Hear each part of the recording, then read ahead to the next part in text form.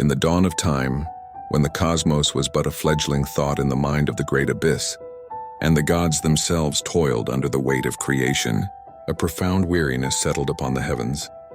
The elder gods, the Anunnaki, had sculpted the mountains, carved the rivers, and seeded the plains, but the endless labor of maintaining the world, digging canals and feeding the vast celestial halls began to chafe.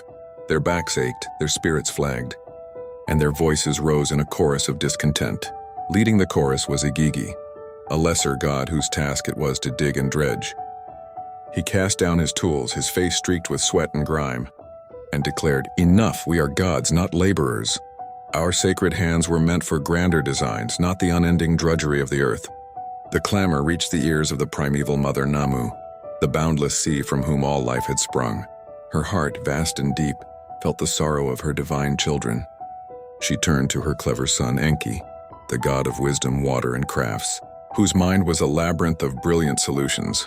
"My son," Namu's voice echoed with the ancient rhythms of the tides. The Anunnaki groan under their burden. Their spirit wanes. "Can your boundless ingenuity not conceive of a way to free them from this toil?" Enki, ever the innovator, pondered deeply. He saw the potential for a new being, one that could serve the gods, taking on the mundane tasks that weighed them down. He conceived of a creature born of the very earth, yet endowed with a spark of divine essence, a being capable of reason, devotion, and labor.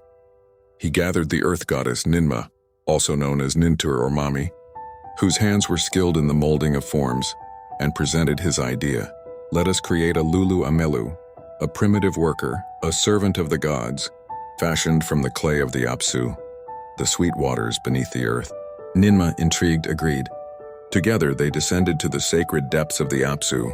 Enki, with his wisdom, moistened the rich, fertile clay, preparing it for the sacred act of creation. Ninmah, with her deft hands, began to mold. Around them the other gods gathered, their weariness momentarily forgotten in anticipation. Enki offered libations, chanting ancient incantations to imbue the clay with life. The goddesses, known as the birth goddesses, stood ready, their divine midwives assisting in the miraculous birth. Ninmah shaped the clay, breathing into it the breath of life. 6 different forms she fashioned, each with unique characteristics, symbolizing the diversity of future humanity. Some were strong and robust, fit for digging and building. Others were nimble and quick, destined for lighter tasks. She even formed some with imperfections for Enki, in a moment of playful experimentation, or perhaps a demonstration of humanity's inherent flaws, had offered her a potion that altered the outcome of some of her creations. Yet even these imperfect beings found their place and purpose in the world. As the first humans stirred, their eyes opened to the light of a new dawn.